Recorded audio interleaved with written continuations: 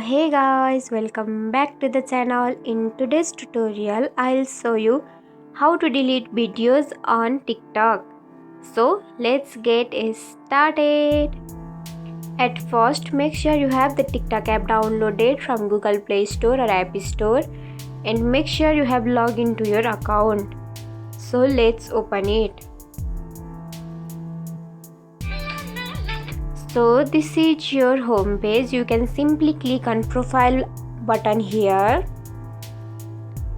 Then you can choose the video which you want to delete. So I am choosing this. So here you can click on three dot and swipe here. So you can either change your video can be seen by only you, your friends or everyone, and also you can see delete option here. So you can click on delete and you can also confirm it by saying okay or yes. So then your video will be deleted permanently. And that's it. If you found this tutorial helpful, don't forget to like, share, subscribe and hit the bell icon for more easy tutorials. I'll see you in the next video. Till then, bye bye, take care, have a great day.